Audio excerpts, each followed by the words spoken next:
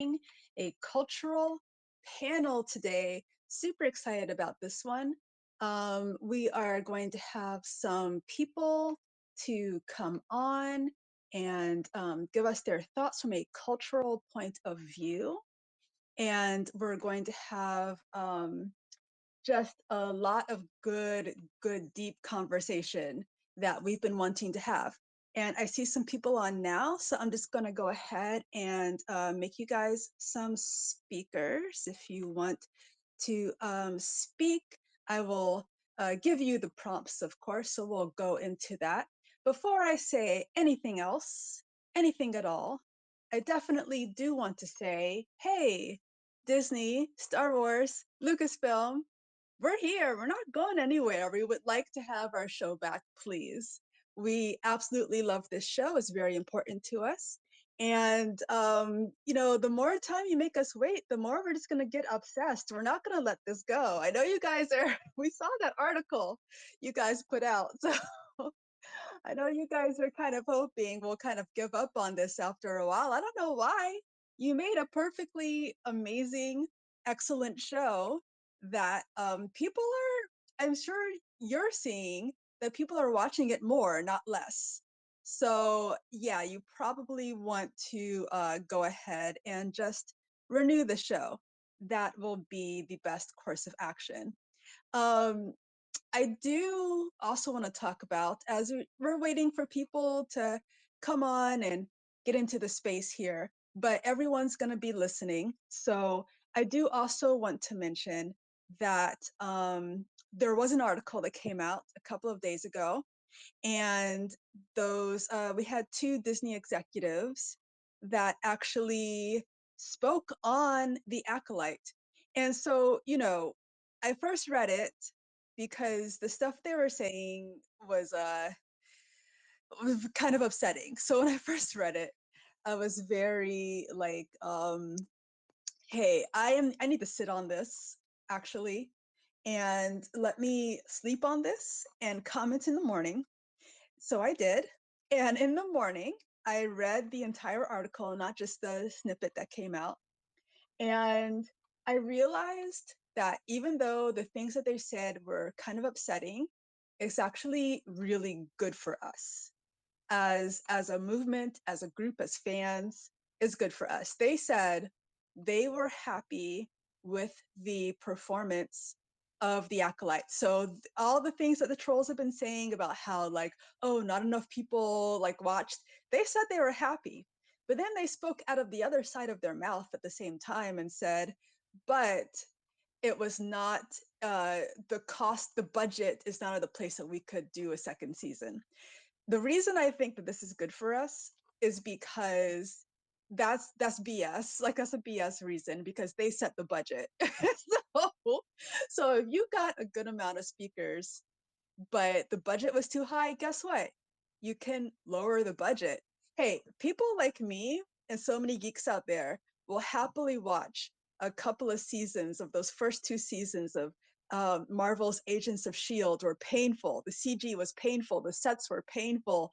The costumes were painful. Everything was painful and terrible. But the story was amazing. And we kept in there, and the budget went up because the viewers showed up.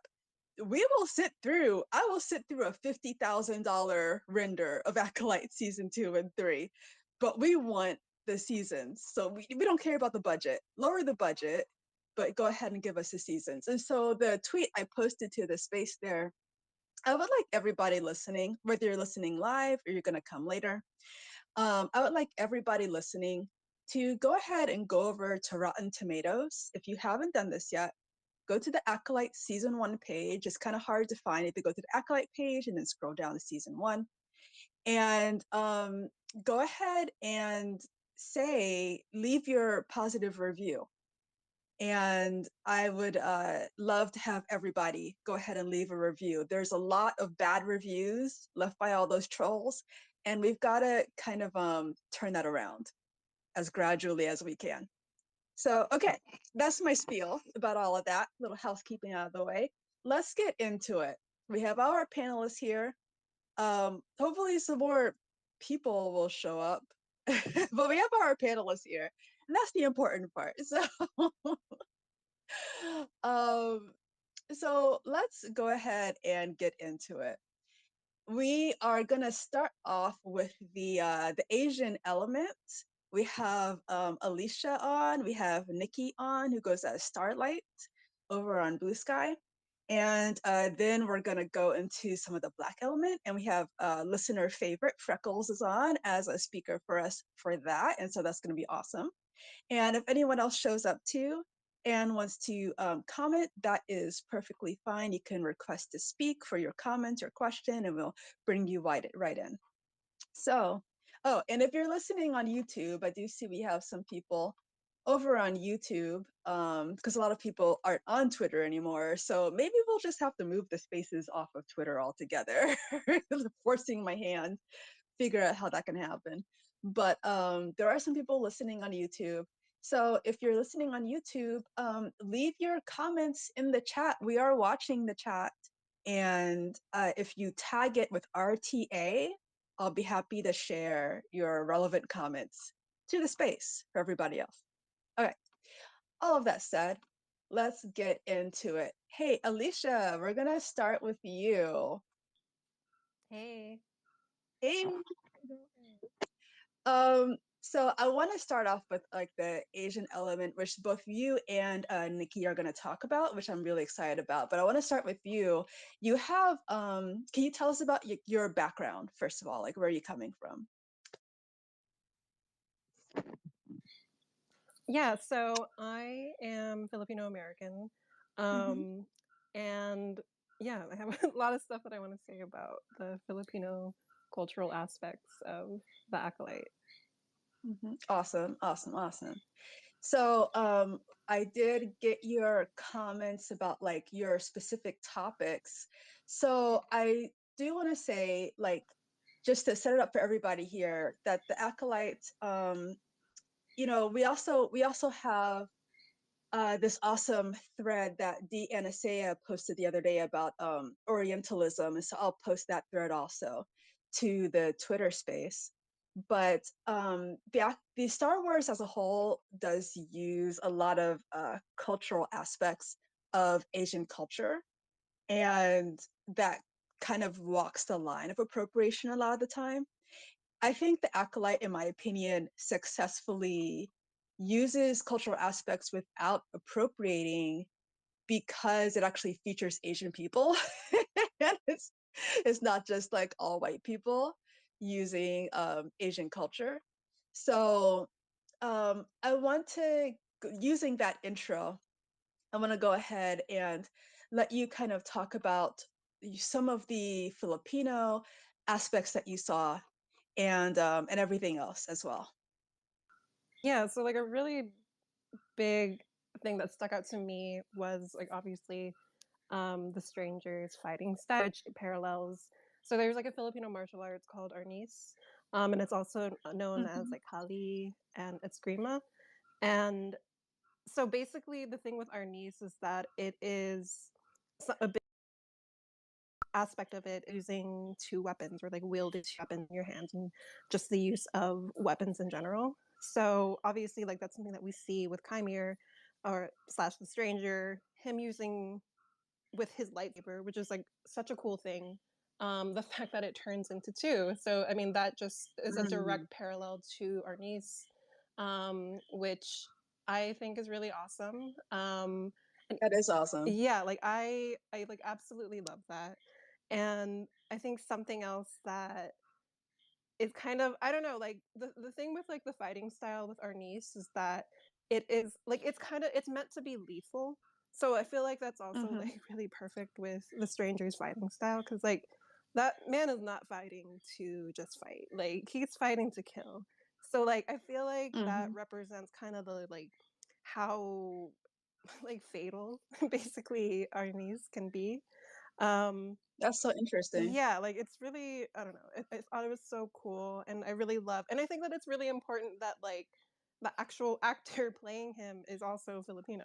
So like Yeah. I don't know, and I think that I mean I really like the point that you brought up with you know the fact that like I mean, with cultural appropriation in Star Wars, like that happens like we Mhm. see that a lot. We've seen that since the prequel. I feel like it was very evident in the prequels, um, especially like with like the costumes and like the fighting styles and things like that. And and Yes. it was just it was very much Orientalism because these were, I mean, you had these characters in these costumes and these Mhm. using these kind of fighting styles, but like these like there were white faces. So Yeah. I think that it's really important that like in the Acolyte, and I don't know how much intention was really behind it, but like I think it just worked perfectly because we actually have Asian actors like it as protagonist or not protagonist, but one as an antagonist and one Yeah. as a protagonist, and I think Yeah, that's really yeah. important.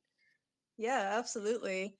That's really cool. So the fighting style, I've taken a little bit of martial arts. I took Chinese Tai Chi, and I just like learning about martial arts in general. I didn't know, but I should have guessed that the Philippines has its own martial arts style.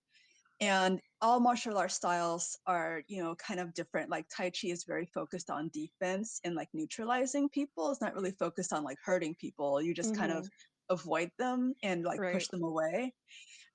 So it's interesting to learn that this one is really about just like killing people. Is that Yes. that's what I'm Right. getting? Yeah. Like, and I think it's really interesting too, because like something that I've like learned about our niece is like even when you look at like the history of like colonization in the Philippines and like the Hmm. Spaniards banned our niece because like they were killing a lot of the colonizers with it, and so they banned it. But then like so like the when you like look into our niece and see people practicing it today, you see people using sticks. But like back in the Hmm. day before like the Spanish came along, they used like knives and daggers and Oh. very lethal weapons. But after like the Spaniards banned our niece, basically they just started using sticks instead. So that's like Hmm. why you see it as like sticks today. I don't know. So basically, like I feel like Yeah, there's that's like an awesome. aspect of our niece that's like very like anti-colonial because like they use Yeah. the Filipinos started using like the sticks because it was kind of like a workaround, I guess. Like okay, well like Hmm. they used it in like more like okay like more performance based things, not necessarily like Hmm. to actually use it against the Spaniards, but it was kind of like their way to still practice the martial arts. Uh-huh. So like I really like that aspect of it because it's just like okay, like they're still like you know they were still practicing their culture and they were still using it. And like it was a way like a thing of cultural preservation. So like I don't know, I I think it's like really cool that it's just like used just to see it in the Acolyte. And then even with May, like there's like Mm. I was trying to look up articles to like back this up, but like even like Yeah. watching May, I was like, there's no way like this was not also based somewhat in our niece because she's using like two daggers.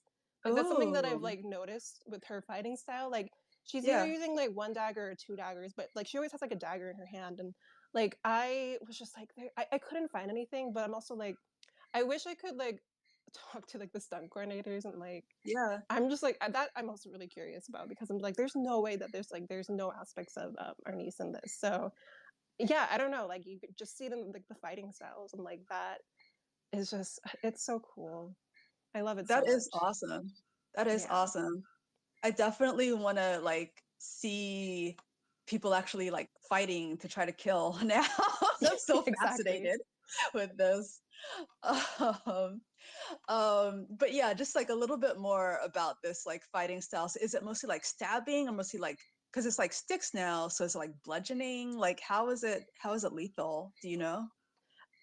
I mean, I think like that okay, so like that I'm not sure how it's lethal like in that Yeah. respect, but I did so like I've like I know someone who so like I know a lot of people like in my community who have like practiced arnis. And like Mm-hmm. I've never tried it myself. Mm-hmm. But like if you talk to anyone that practices arnis and then if you talk to them about like the feeling of like those sticks against your body and someone hitting you, like it like really fucking hurts. Like Oh wow. it's not fun to Oh like wow. if you're like hit over the head with that, like that probably not a good thing. So like Oh, it, wow. yeah, like it's just a very like lethal um fighting style. That's awesome. Let's switch over to the other like big thing, which was the soup. Oh We my got to talk gosh. about the soup. Yes. Yes. So yeah, Manny, I guess it was at the most recent con that he was at, where he talked Hmm. about, I think someone asked him what the soup was, and he said it was sinigang, which is a Hmm. Filipino, it's like a Filipino stew. Um, Hmm. So what's in the stew? Tell us what's in the stew. well, you know, it's interesting. I was surprised that he said sinigang because, like, to me, there's another stew. Y'all can look it up. It's really, it's really delicious. It's also called tinola. Uh-huh. It's Tinola.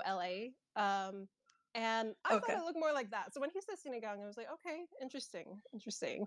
But Uh-huh. like, it's really there's a lot in it. Like, I don't know, like the greens that you see in it, and there's also like also the regional. It's definitely depends on what region that you come from, because I know a Oh, lot wow. of people from like different regions in the Philippines who like they're putting everything in it, or like they're using like a lot of different things. So like I don't know, like it's such a and also like I it's such a soothing thing to eat too, and it's like Hmm. I don't know if I'm like projecting too much of like my like my own like opinions about like Filipino food culture onto this or not, but like for me like Filipino food is yeah, delicious. yes, So I believe definitely. you. Yes. Yes.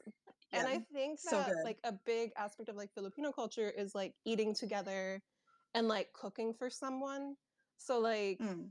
I so you know this is like my ocean brain, but like I was like okay, Mm. he because when you cook for someone it's like it's totally like an act of love and like Mm. compassion and like and then he made her Mm. sinigang and it's just like oh my god, like that is this my ocean brain, like it really did not Oh, help. okay. So hold. Okay. Okay. So so it's like from even the Filipino aspect and him being a Filipino man, him cooking a meal for Exactly. Osha is his dedication of love. Is that what you're Yes, telling that's us? okay. That's the way that I read it. Again, Oh my I could be goodness. like I'm totally projecting, but like that is the way that I read it, and like I will not see it any other way. Oh my goodness. Yeah, absolutely appreciate that and absolutely love that. And that's the new head canon. We're just adding all Exactly, that in. exactly. That's what I'm doing. That is so perfect.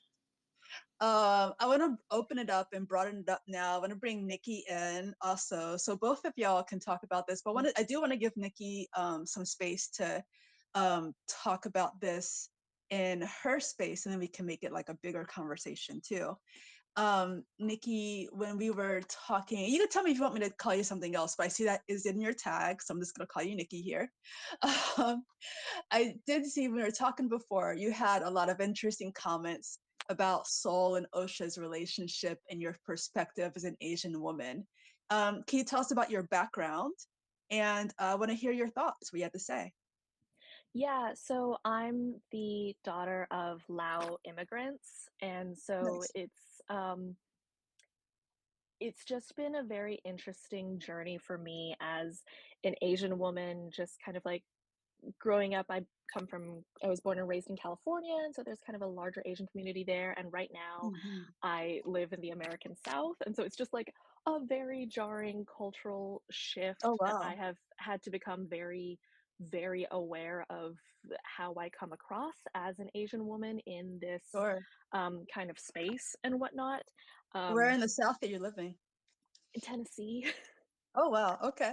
yeah, it, complete side note, I actually just joined a nonprofit board for like Asian Pacific Islanders here in Tennessee, and it's been kind of really amazing to be a part of Awesome. that. But before I talk about kind of like how I related to the Acolyte and some of the things that I felt and noticed and whatnot, I really wanted to just kind of echo what Alicia was saying about how important it was for us to kind of see like multiple Asian actors in a Star Wars project, because I have Yes. I've had so many conversations before with friends and whatnot about like the Orientalism in Star Wars, like in sci-fi as a genre, but in Star Wars Hmm. specifically. So I kind of love that we Yes. are getting to have this conversation. Um, Yes. And so for me, I wanted to talk specifically about I have a whole thing written down. I'm going to read it off because I wanted to get my Okay. thoughts in order about So cool. the paternalism in the Acolyte and how Yes. So I juicy. feel mhm, I feel it's one of the best representations of what it means to be a daughter who has a father who does not respect your autonomy. Ooh. Because I was reading these interviews with Leslie Headland, who said that she wrote it specifically because of her relationship with her own father and the way that she Ooh. struggled with who she is versus like what her father wanted her to be. And she didn't Mhm. write that father daughter relationship like specifically for Asian audiences or really Sure. in the way that we typically see overt paternalism in media, where I feel like what you typically see is like the very loud, angry father who is obviously the quote unquote bad guy in the scenario. I think Mhm. she writes Soul as a quieter and, in my opinion, more devastating kind of paternalism where there's so much love and no understanding and no communication Ooh. and no attempt to resolve it. And I think that is such a quietly powerful true story for so many daughters because Mm. it just is, you know, because there's Mhm. so much love and that is your father and you are his daughter and there's just no bridging that non-communication gap. um Wow. And for me, it's especially powerful because, well, it's Star Wars and we're in space and everyone's technically an alien. I and we as the audience can't ignore the fact that Soul is played by an Asian actor. Um, and as an Asian woman with an Asian father, it made me feel very seen in his relationship with Osha because Mm. I have had firsthand witness to, and I've done some research into the way that traumatized parents will continue to pass on their trauma and new traumas onto their children without ever acknowledging the harm that they've caused. Um, Mm. Traumatized parents, especially in immigrant Asian communities that have a different set of cultural views and systems that we typically see in Western culture, will often see Mhm. their children as extensions of themselves Mm. because of the trauma that it took to get them to creating some sort of success in Western culture. Like their children's accomplishments and lives and choices are the parents to own. The children of Asian immigrants are not seen as their own person. And so when there is a pushback or where there is a need for the child to acknowledge that they've come to some sort of harm, like parents cannot conceive it. They don't want to acknowledge it because that would mean acknowledging that like something is wrong with them. And when confronted about it, they'll take it as like a personal attack or continue to deny it. So then they continue the cycle of traumatizing their children and rationalizing it. And That's yeah, that's uh, intense. Yeah, so to kind of bring it back to the Acolyte, like Soul loves Osha. He does. We see that. That is essentially his daughter. He is the only father figure he has ever had and the primary parental figure that she had for 8 years after a tragedy that he caused, but you can tell that he has rationalized it. It's evident in the way that he pushes Osha to forgive May when Osha believes May is the one that caused her family's death. He tells Mm. Osha, she's your family, you need to forgive her. And we as the Mm. audience, especially on a rewatch, can tell like, oh no, you're talking about yourself. He Mm. pushes Osha to move past her trauma the same way he's tried to move past his, but she Mm. hasn't and he hasn't. He's just repressed it and justified it and rationalized it. Mm. And he even says there's a scene and I forget exactly what Osha says, but she vocalizes her feelings to him and he says, "I'm sorry you felt that way." Mhm. Which Yeah, that really stood out to me yeah, 100% because it and was kind I'm of harsh. It was like a little needle in her side almost. and you can see on Osha's face the way that that comment hits her. And again, it's that Mhm. rationalization. It's not Soul's fault. telling her that he's sorry that she felt that way still Mhm. invalidates her feelings and puts the responsibility on OSHA for her feelings. Like his trauma Mhm. and his actions on OSHA are OSHA's problem. Um, Mhm. which me, from my interpretation, like his insistence that OSHA leaves her past behind and forget about her Mhm. trauma has less to do with his concern for OSHA's health and feelings than it is for Mm. Soul's feelings to stop being reminded of the wrong that he's done. Mhm. Um, because he never acknowledges his wrongs. Even when he's dying, even when OSHA is choking the life out of him, he never says, I'm sorry. He just Yeah. keeps telling her that he loves her over and over again. Um, Yeah. and and I don't know if this resonates with anyone else, but something that I heard so much growing up was it is the daughter's responsibility. It's the daughter's responsibility to do what she's told. It's the daughter's responsibility to be what the parents want her to be. It's the daughter's responsibility to obey. And like the daughter Asian daughters become this repository for all of like the parents' hopes and wishes and dreams and frustrations. And it's our responsibility to like care for the parent. And something that I've kind of talked a lot about in therapy is, and was kind of Mhm. groundbreaking for me, is like something that a therapist had to tell me was it is not the child's responsibility to be the parent's therapist.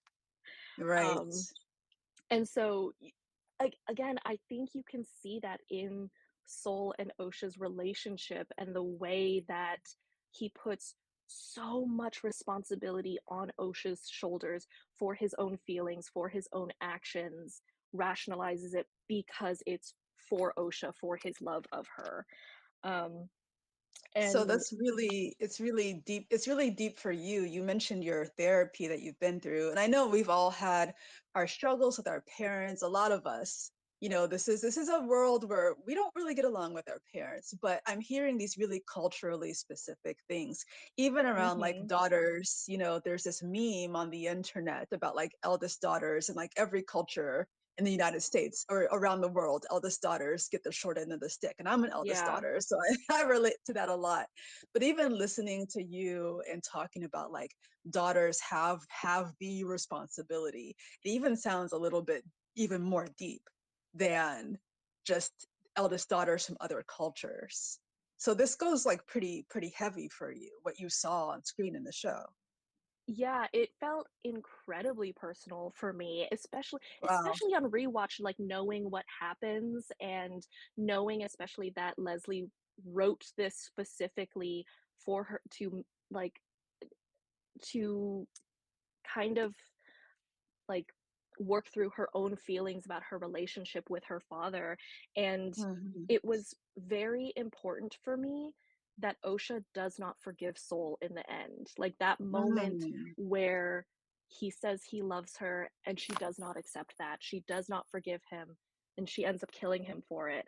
And it there are so many stories that you see nowadays where it tackles the theme of generational trauma and Sure. forgiveness and kindness and love. And I think that this story with Osha was beautiful and kind of groundbreaking in the context of trauma and belonging. And how do you balance that of like non-forgiveness and love at Mm. the same time? She can Mm. she can love Soul and recognize that he loves her too, but she can't forgive him for what he's done. And so she retaliates, and the narrative rewards her for it.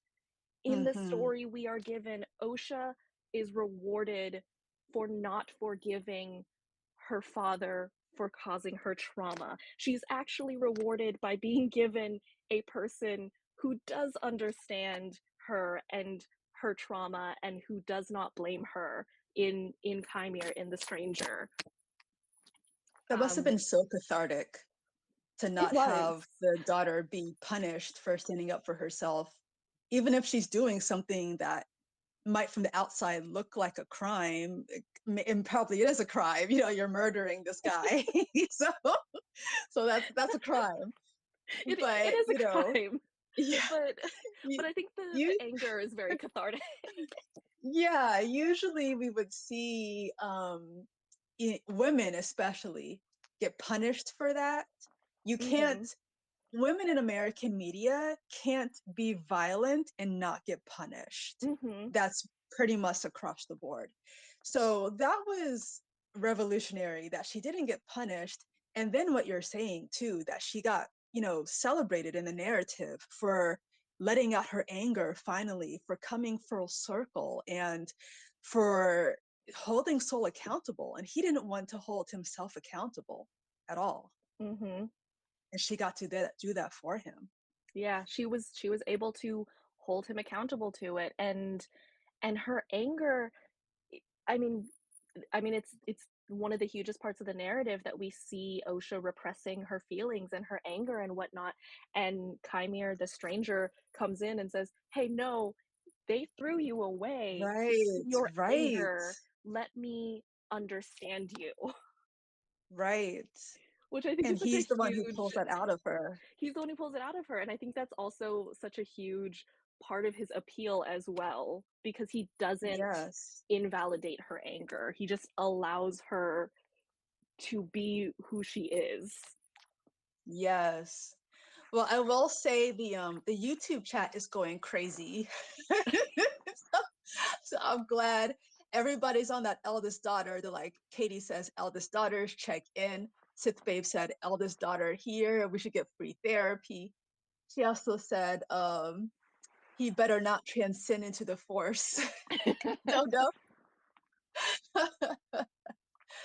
um yeah, I want you guys that are listening on here in the space, if you have something to say, you can request to speak, or if you're on as a speaker, please come off of mute. You have your comments to add. I want to hear your other thoughts as well, everybody. It's a juicy topic.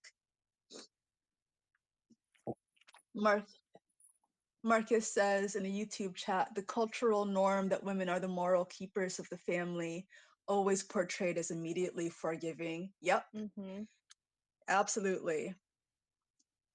And that's what I'm hearing from you, is that that's a big thing in Asian culture as well, to Yeah. have to just immediately forgive. Mhm. Yeah. I mean, not just forgive, but also to repress and to be Mm, quieter. I think there's a very interesting phenomenon. To kind of bring it like in broader terms, I've had conversations with friends who I've had conversations with friends who are Black women about like differing mm-hmm, cultural stereotypes that we've both like had to deal with in like the workplace, and mm-hmm, especially like being talked over and whatnot, and how like my friend was like, well, I'm struggling with like the stereotype of if I speak out too much, I'm perceived as like, the angry Black woman stereotype. And in mm-hmm, comparison, I have talked to her about how, well, I was raised in a culture where I was told to not speak up, which means that I am mm-hmm, fighting against this like silent Asian woman stereotype because it just mm, kind of like goes against the culture that I was raised in to speak up. So we're kind of like coming at this same problem from like different cultural perspectives. mm-hmm. All right, I'm trying to get Zay on here. Can I approve you, Zay? I saw your request to speak. I already sent it earlier. It's not letting me approve. Let me try one more time. If it doesn't work for some reason, or Zay, can you try logging out? Not logging out, going out of the space and coming back on, and then maybe it'll because I already sent you one earlier. I don't know why it's not there. Um, but yeah, this is it's intense.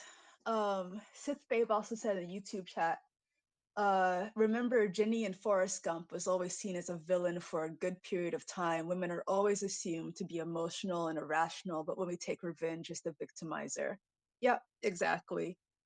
It's like you're not, in media, you're not really allowed as a woman to get your just rewards, even if it's totally justified in the narrative and is 100%. There's not a whole lot of things where she'll do something and then won't suffer somehow immediately afterwards, or she has to suffer somehow like a lot before, like the bride in Kill Bill, right? Like she gets her justice, but before that, she gets freaking raped in a hospital. So that's like that's not a that's not that's not what's the word I'm looking for? Empowering. That doesn't feel good, you know, like something horrible has to happen to you before you can get your justice. Okay, we have Zay on. I think that worked. Did it work or did it not work? I saw you on as a speaker. Did it go back to not? It's just not letting you. That's crazy. You might have to like even update your app. I know mine has been going crazy, so I had to update mine. But but yeah, let's see some of these other comments we have. Um, Marcus says, I've even seen people say that there had to be more to the Brindok tragedy because it did not seem big enough for the Jedi to have so much guilt about it. Yeah, exactly. So it's like a whole coven full of women gets murdered, but that's not enough, which is insane, right? It's like, how is that not? How is how is that not enough? This whole coven gets murdered. But yeah, I do want to also come back to this Orientalism and the representation in Star Wars, which was another one of Alicia's points. So both you, Alicia, and Nikki both had points to talk about this. So let's go over to that because Star Wars takes a lot from Asian culture. You know, it has the takes from samurai movies, using the whole like katana forms, the samurai, using the literal like Japanese kimono and yukata as their outfits for the Jedi. And I love Dee Anasea's thread that I posted to the Twitter space because it had this great breakdown about like Padme's outfit in the Phantom Menace especially, which was pretty strictly based on like Mongolian royalty outfit, just like word for word, beat for beat. It's like exactly that outfit.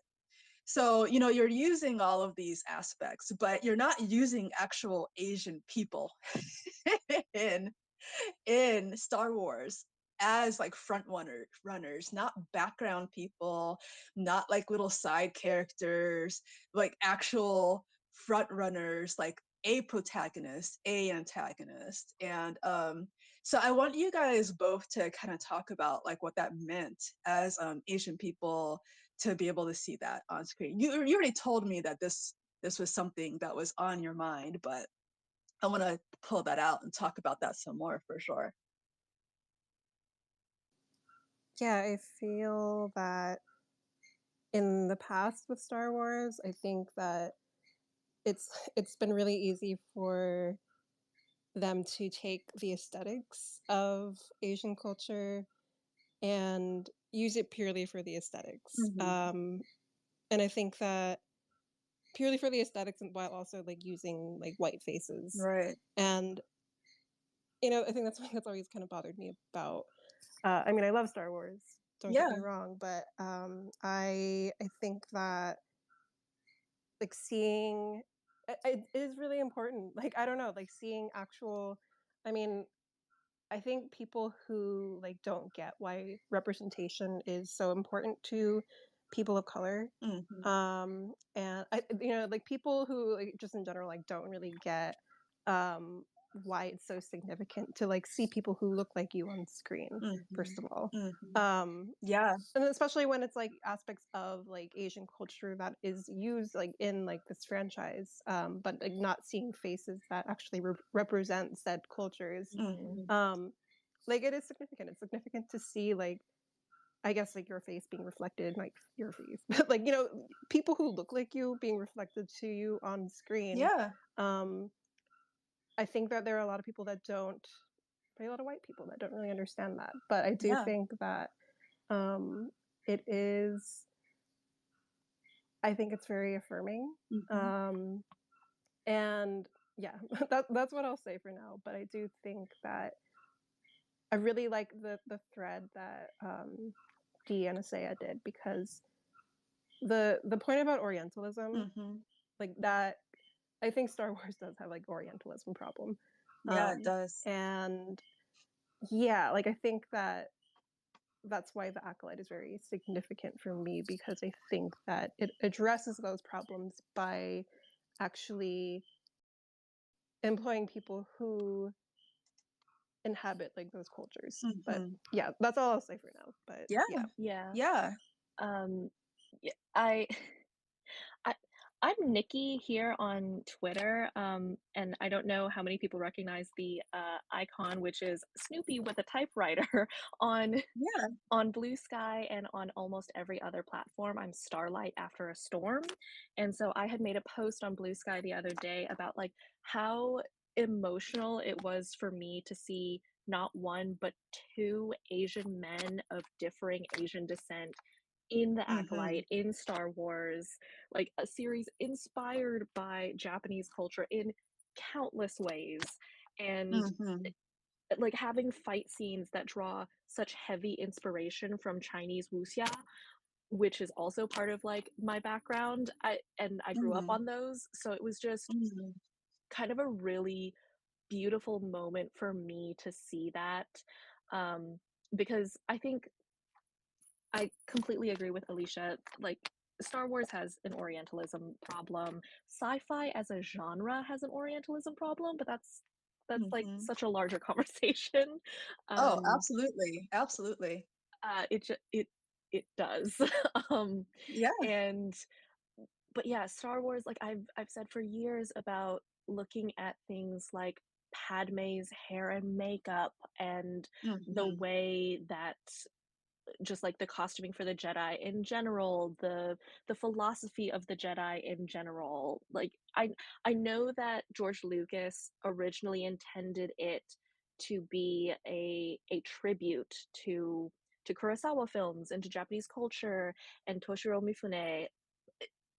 But again, it's the fact that you don't have any Asian faces or voices or minds Hmm. involved in it until recent history. And even still, Hmm. if you look at some of, the like the sequel movies with Rose Tico, Rose had 60 seconds of screen time in that last sequel movie. I will Oh never man, be over that. Um, the worst. just things like that. I, oh, The worst. so for the Acolyte, for Leslie Headland, I'd found an article with Leslie Headland talking about how she was very heavily inspired by like Chinese wuxia to do a more personal, intimate story, that kind of brought Star Wars like out away from this larger galactic like big good versus evil to something a little bit more personal and intimate. Hmm. It it's just so clear that Leslie Headland had so much love for this series and put so much care into it and thought into Hmm. it.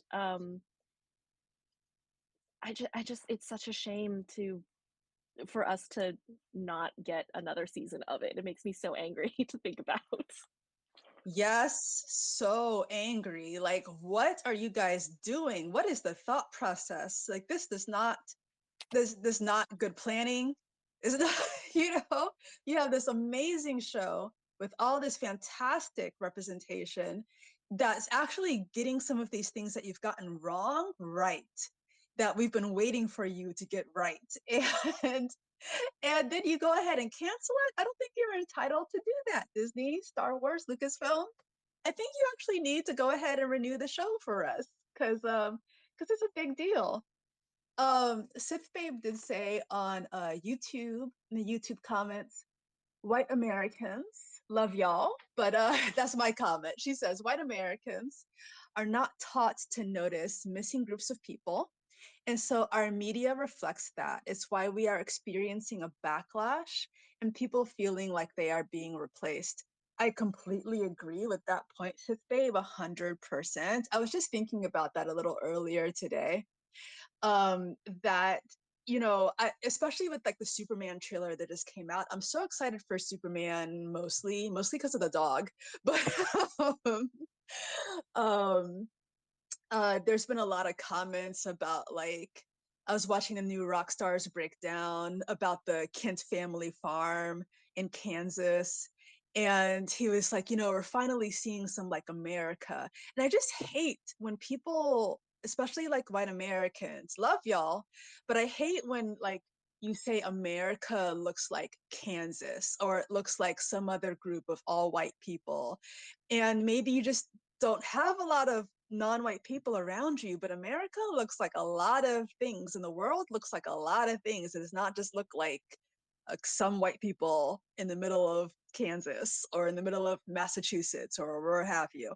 So yeah, definitely agree with that.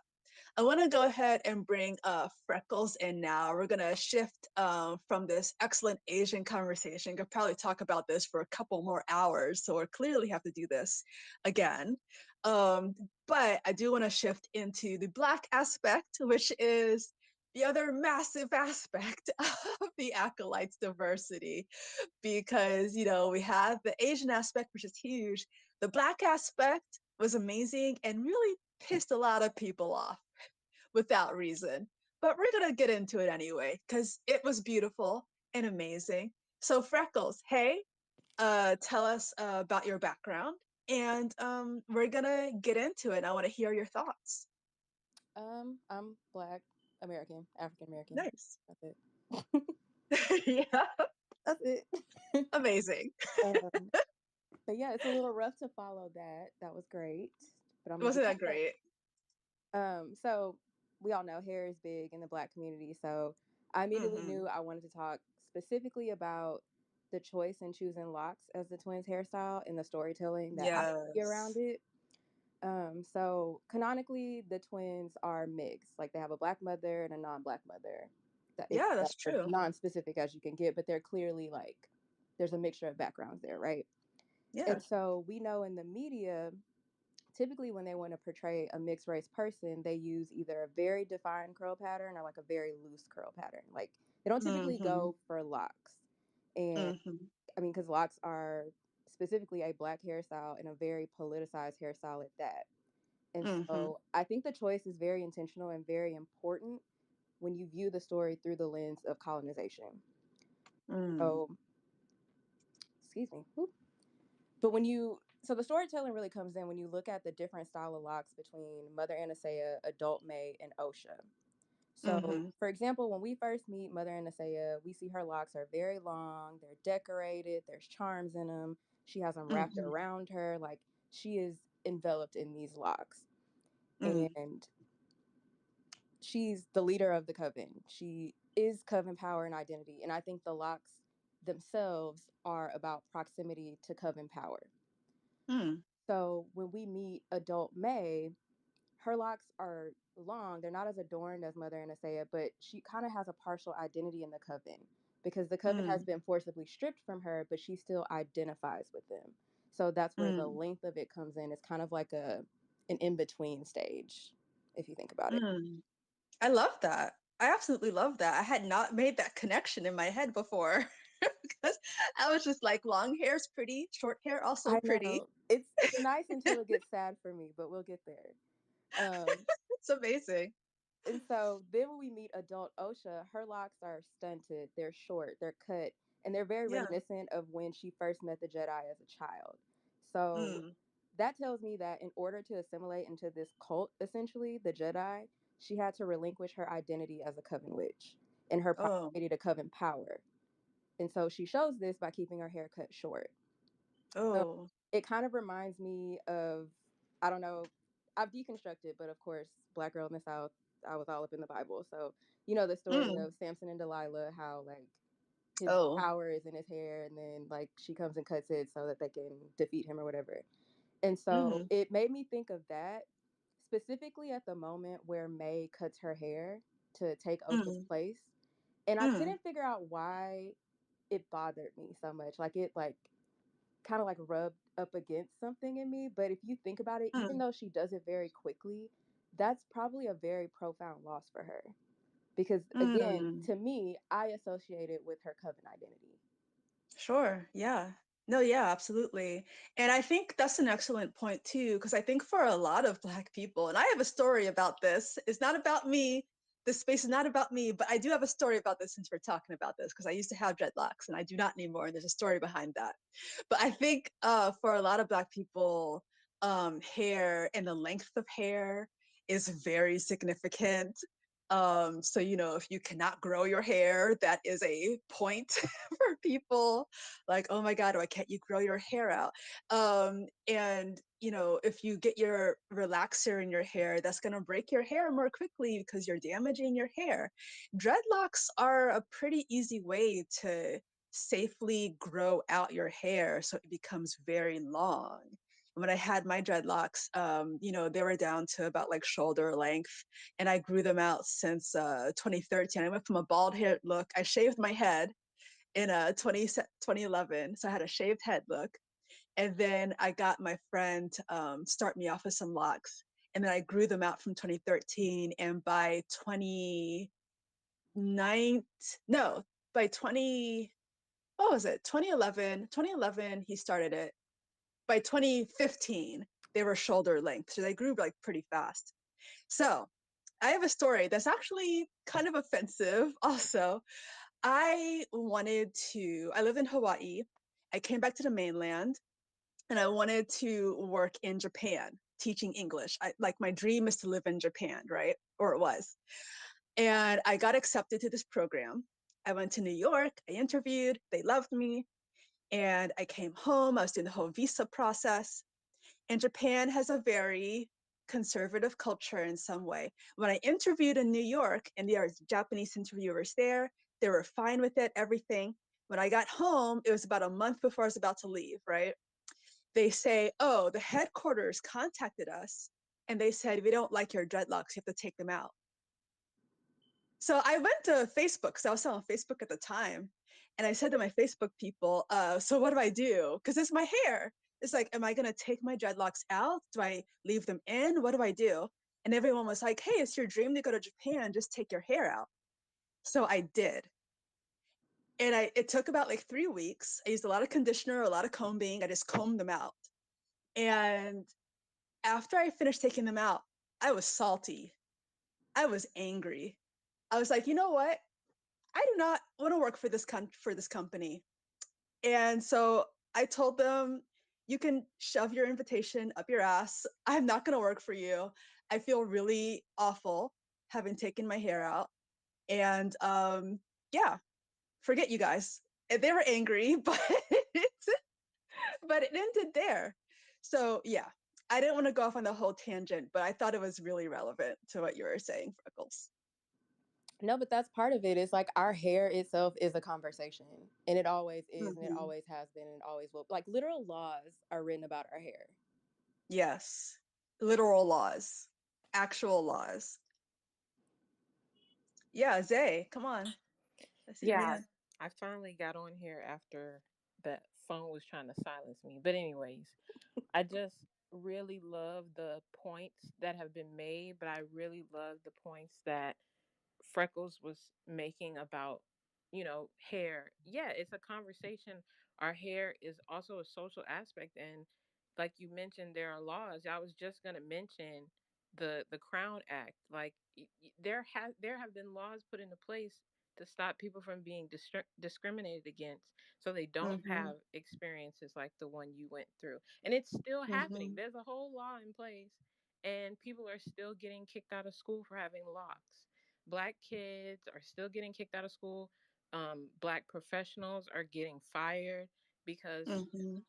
because the society that we are in makes up its mind about what is deemed appropriate or professional or desirable. And it can be so frustrating. And as I mean, I've never had locks, but my hair has been natural my whole life, and I've definitely, seen kind of the impact of that, and how I've had to Mhm. move through different scenarios. But I mean, I know from seeing that it's very difficult as someone with some at for someone with locks. Mhm. And um one of the points that Freckles made about um May and her relationship with her hair, and how she must be feeling a loss. I mean, I thought that was a great point. And also the point about her role in the coven too, because Mm. Amanda specified that May's hairstyle is specifically a combination of those elements, the Ethiopian clay rolled locks, and as Mhm. well as the Japanese hime style, which means princess. Mm. So May clearly has this role where she is a princess. She is a princess, Osha too. But Mm. especially having gone through the ascension, she is the princess of her coven. And Mm. as the only survivor of her coven, while I initially viewed her cutting her locks with the saber was her initially knighting herself, and not Mm. necessarily in a positive way, because Mm. like Freckles mentioned, May is having to lose a part of herself. And it just brought me back to what she tells Soul while she's Mhm. disguised as Osha, that, I had to lose a part of myself to join the Jedi. And I feel like Mm. Freckles really ties that in. I think that that could be what she's speaking to as well, is that she's losing that part of herself to do this, to get a confession, to be there for her sister. And on the other hand, I feel like for Osha, having her hair short that whole time also speaks to her being maybe kind of locked into this child state, that she always said she could never, forgive what she thought her sister had done. She could never get over the loss. So Mhm. she, in this way that her hair is short, like when she was a child, she kind of remains in that sort of child state. Um, and I have a lot of other points about Mother Anastasia too, but Mhm. I'll stop here for now because I don't want to just be talking. But Yeah. I mean, those are some good points. No, I don't for real. know why you're stopping yourself. I just wanted to let it breathe because Okay. I wasn't technically on this panel.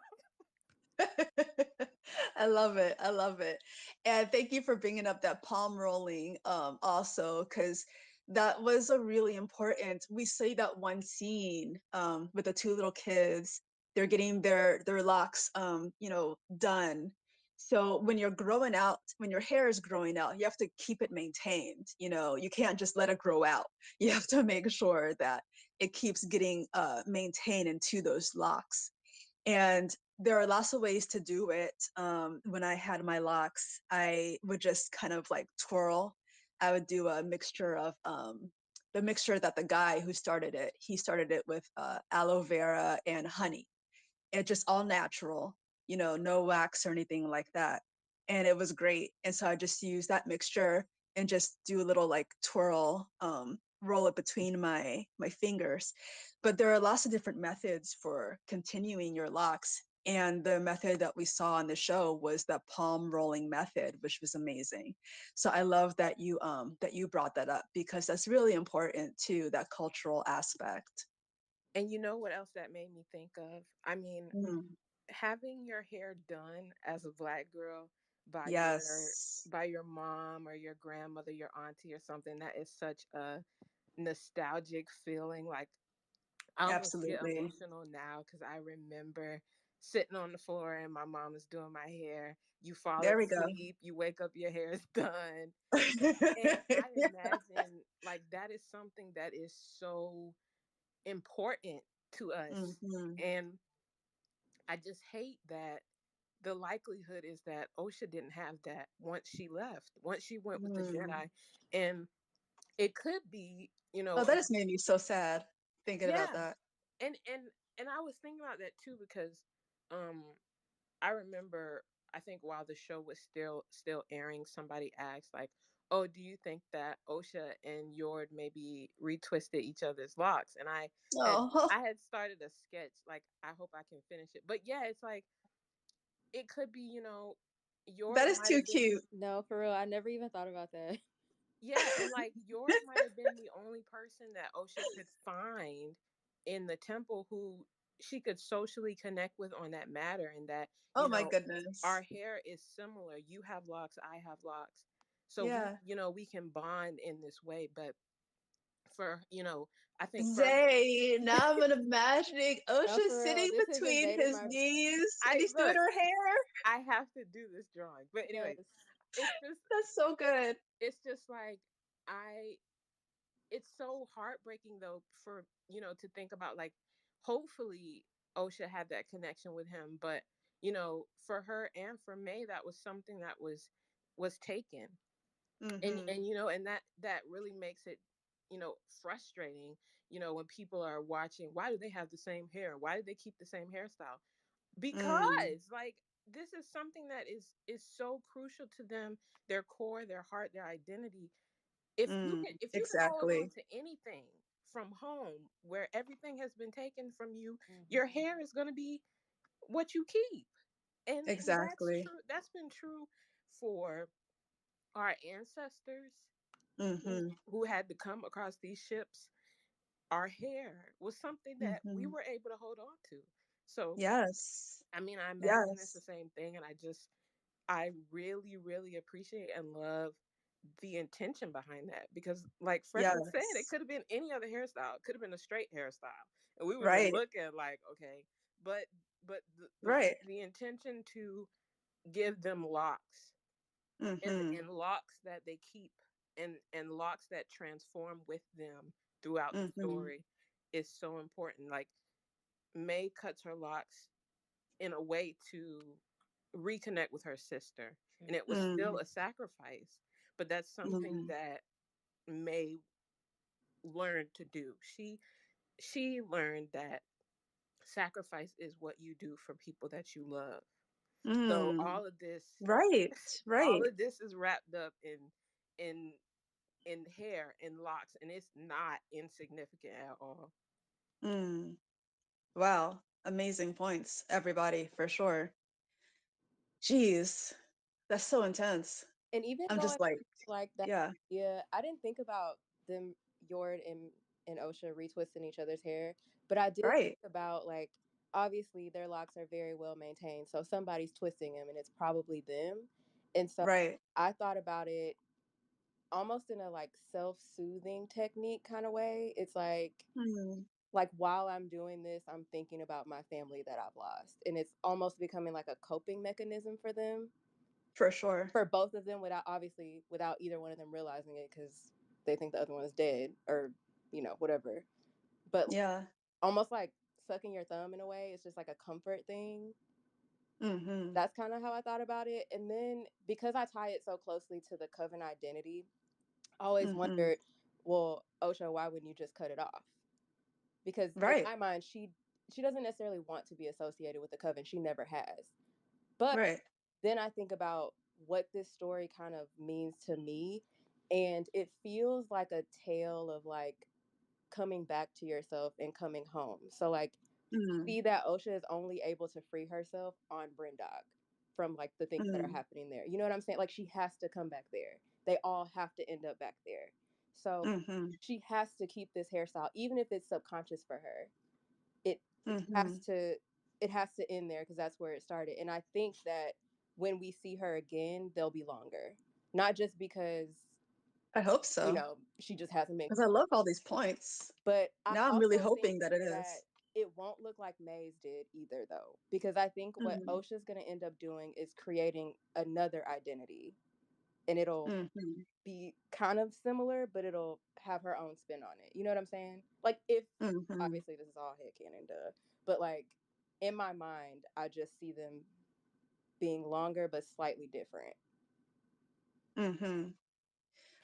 Sith Babe is saying in the YouTube comments, she said, yes, that too, keeping the only thing that connected them to each other. So she's all on board with that. And she also said, that's so true, Zay. It's like the ultimate form of love, earlier to your point there.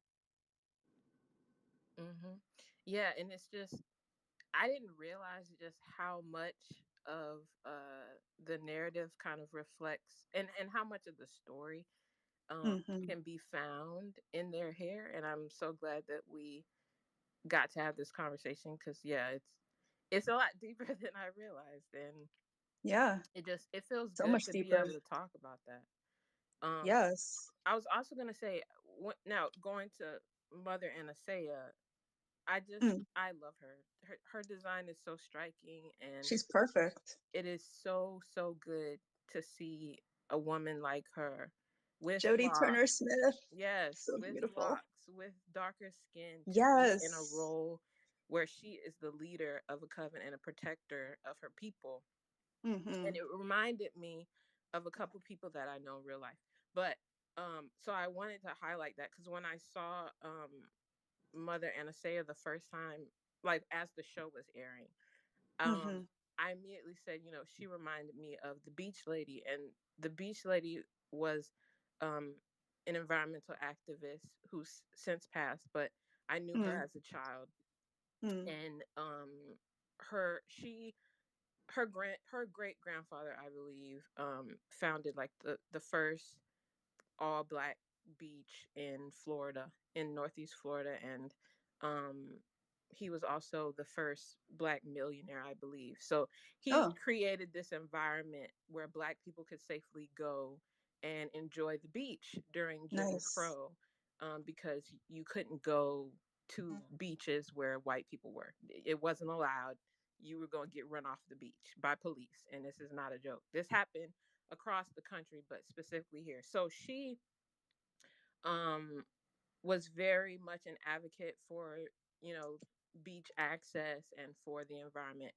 And she had a 7 foot lock Ooh. that stood on her head, and that kind of she would wrap around her and she would carry. And so while she's not the same complexion, she definitely Hmm. reminded me of her.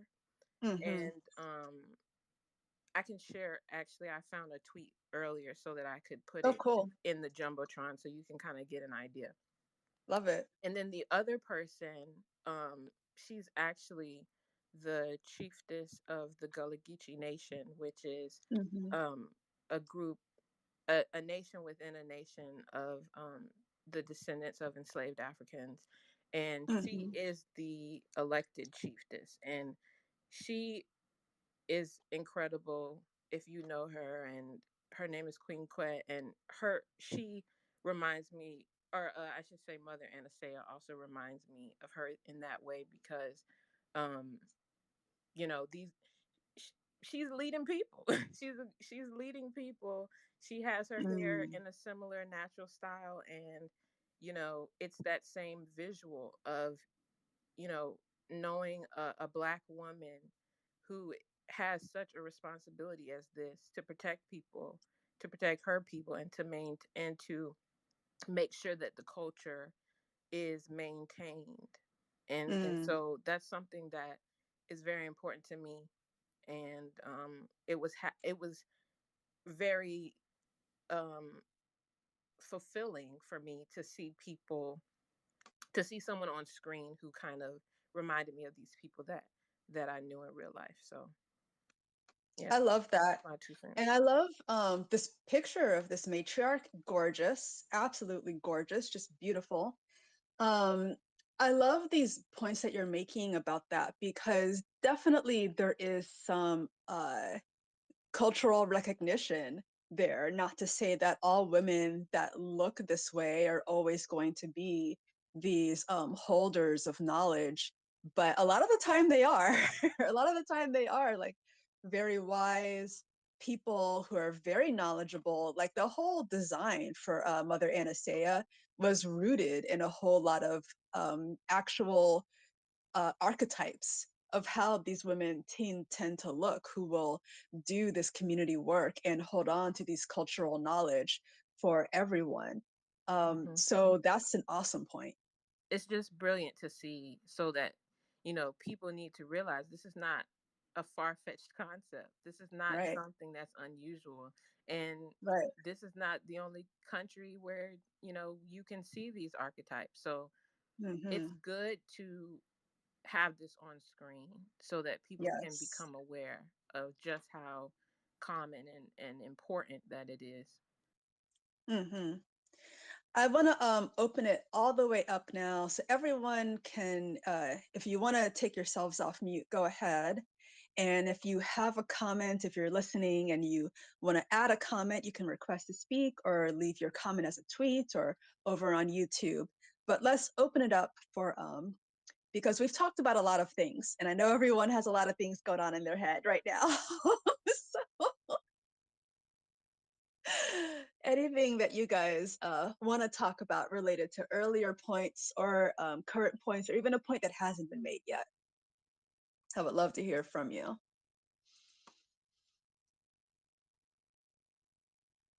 Oh, and I see you on there, JC. That's awesome. I appreciate JC said because he's a white dude in our group, which is amazing. And he said he was going to make sure and not, try to take over too much during the space. So that's so that was Yeah, this very ain't about me. conscious of But you. I did want to say what I said when we started, which was, this is exactly why this show is important and shows like it are important. And this is why we're still fighting for the show now, because this is so not only for the people who deserve the representation and haven't gotten it in the past, but like this is educational for people who aren't those people. You know what I'm saying? So like, Mhm. there's very definitely an importance to this, and I know there's a lot of stuff going on in the larger world right now, but I don't think this is irrelevant, Yes, and I don't think fighting for these kind of shows is not relevant to that struggle. I definitely think not to get too political, but I definitely think the nerd space was a factor in the recent U.S. elections. There's it several of those was. grifters who are cozied up to right-wing politicians and things like that. So, uh, Yes, you know, speak on it. things happen. But that's why Yes. I think this is so important. And I did just want to highlight that on the space so that anybody listening back later can understand what we're doing this for and what the ongoing movement is really largely about, more so than Definitely. just the show itself.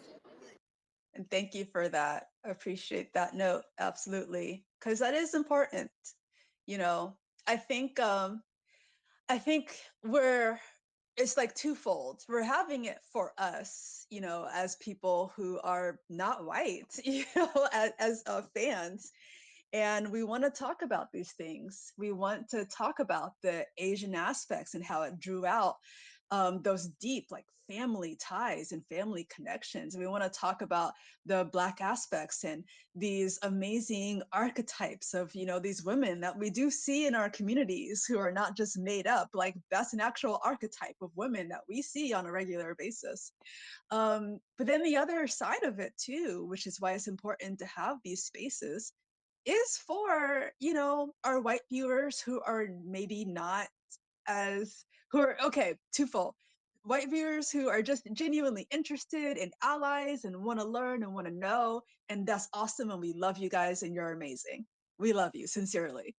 And also white listeners who aren't familiar with any of us, aren't familiar with Asian people, aren't familiar with Black people, aren't familiar with Latino people. And, whenever you think of America or Europe, you think of, okay, that's a white country, that's a white continent.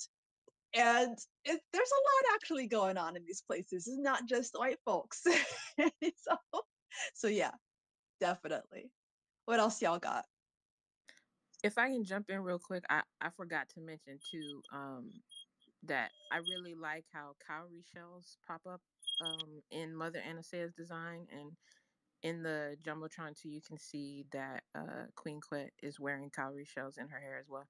And I like wearing cowrie shells. My mom used to put them in my hair, and they are culturally significant and used throughout uh, Africa, Western Africa. I think also a form of currency in Western African cultures. So I Yes. wanted to point that out. I really love cowrie shells, so it was really cool to see those be incorporated in Mother Anastasia's design in her hair and her dress, Yes. specifically her dress. Shout out to the designer whose name escapes me, which I feel horrible about. I think her name was Miss Jennifer Bryan, I believe. Yeah. Hmm. And the other thing too that I wanted to point out, since we were talking about the fighting styles, was I noticed that the final May and Osha fight uh, seemed to have some capoeira influences that I hadn't picked out before. Mm-hmm. And of course, capoeira is a Brazilian martial arts fighting style, um, Mm-hmm. with roots in Africa as well. It was a Mm-hmm. defensive style that was adopted by, or I shouldn't say adopted, but it was used by enslaved peoples. And so I'll add a thread, a tweet I found, Oh, um, cool. with the fighting style, and then you can see how similarly it relates to the May and Osha fight, which I already tweeted about. So I'll put both of Mm-hmm. those in the space replies. Amazing. Amazing. To kind of talk about hair really quick, and Yeah. something a little bit shallow. Um, Toshiro Mifune, who was a Japanese actor who I know that George I love Lucas, him. that was like his original, wish for Obi-Wan. He had offered it to him, and What? Toshiro Mifune had turned it down. Oh Um, my God, we lost out. We lost out. we did. Can you imagine if we had had an Asian Obi-Wan? And I think he also offered him the role of Vader, complete aside too. He also, Oh man, anyway, that I would have been just superior. it would have been amazing. But I just love the fact that, again, I think it shows how much like care Leslie put into the story, that they used him as one of the style inspirations for the stranger, because of like, the way he had his hair, the little like bang wisps, how attractive he is. And I so shallow, but I just wanted to appreciate that. No, I love that point. It's really important, and I know exactly what you're talking about. Toshiro, he was an actor in like the 30s, 40s, 50s, and he would have these amazing like slicked hairstyles. And so the way that we were all thirsting over Kamir when he comes out of that water and he's washed all of the geeky Kamir off and he's into like sexy Kamir. Yeah, I know exactly what you're talking about. 100%. It was that inspiration. And so we just want to say thank you, Toshiro. Thank you so much. Because he looks amazing. So hot.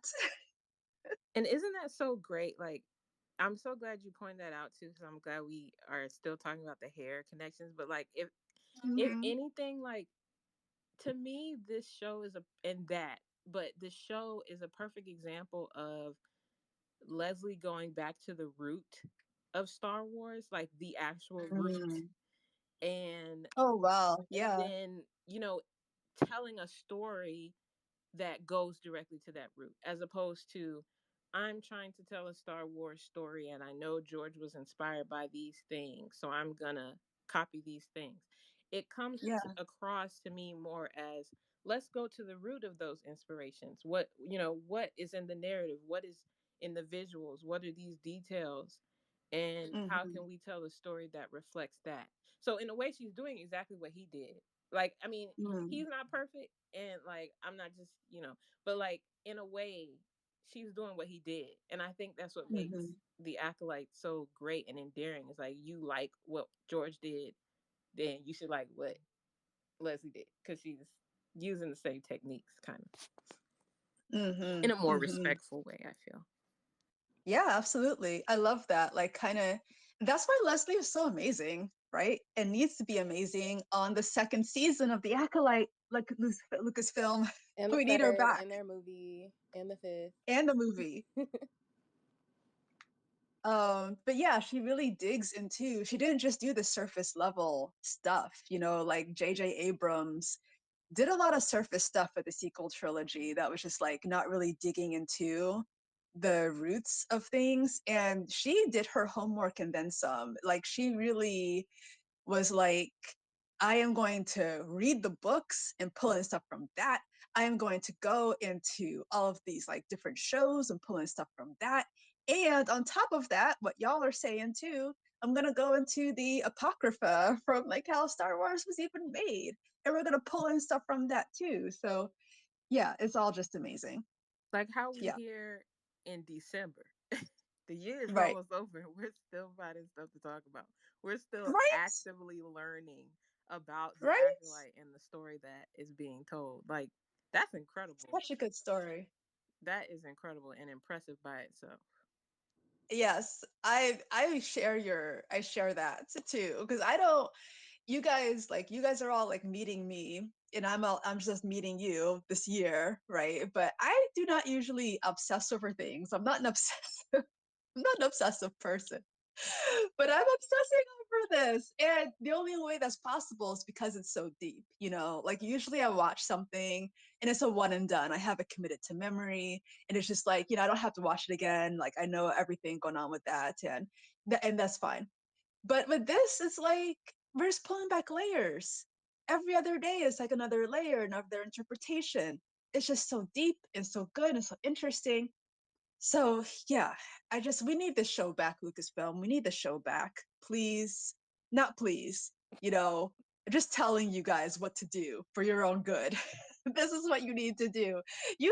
There have been like 20 or something articles putting Acolyte on the best, one of the best shows of 2024, or one of the shows that we regret was canceled. There have been so many articles coming out from so many different media outlets saying article was the best. Sith Babe said in the YouTube chat, Leslie's what happens when you really think about Star Wars in a mature way. Mm-hmm. Castian having some one night stand in Andor is fine, but when it comes to convincing someone to let go of everything oh no, I lost the rest of the comment. Sith Babe, you gotta finish the comment. I know, something deep. Um, but yeah, when she finishes it, I'll read the rest of it there. But yeah, I definitely agree. Talking about Andor too. I love Andor. Oh, there it goes. Let go of everything they believed in. Okay, so start that over. Cassian having some one night stand is fine, but when it comes to convincing someone to let go of everything they believed in, that takes more than just meeting someone's physical needs. Yep, absolutely, absolutely. Um, yeah, I love Andor. Going to that point, it took a second. I didn't watch it initially, and people were talking about it on the geek Twitter. So I was like, okay, let me tune in. Let me see what people are talking about. Those first 3 episodes were a slog for me. I was like, oh my god, this is this is so intense. Why are people loving this? It's so like it was so slow. And then by episode 4, it like really picks up some more. It's like, okay, I can see maybe. But it's like Andor for me is like deep, but it's not deep on the level that Acolyte is, personally speaking. I think Acolyte just like takes it so much deeper. I agree. I liked Andor and I really enjoyed watching it. I think it's deep sociopolitically and there's a lot of Mm-hmm. really great things in it. And so it was definitely my Mm-hmm. favorite um before the Acolyte. I feel like the Acolyte is my favorite now because I know I was not this into I was not this obsessed with any Star Wars media until this came out. And um Mm-hmm. I can't watch Andor again unless I've only watched it once and I enjoyed it, but I Mm. can't watch it again unless I'm in the mental space because that was a very heavy show.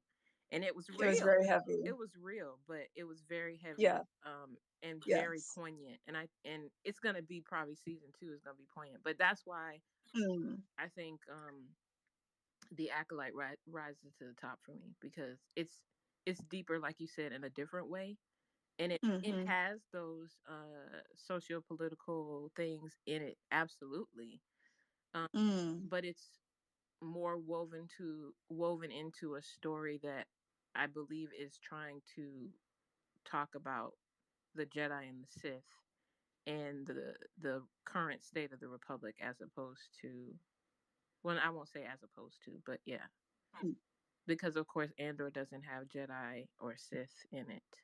yeah, So yeah. Who else has a comment? And again, for listeners, you can request to speak if you want to and make a comment or ask a question.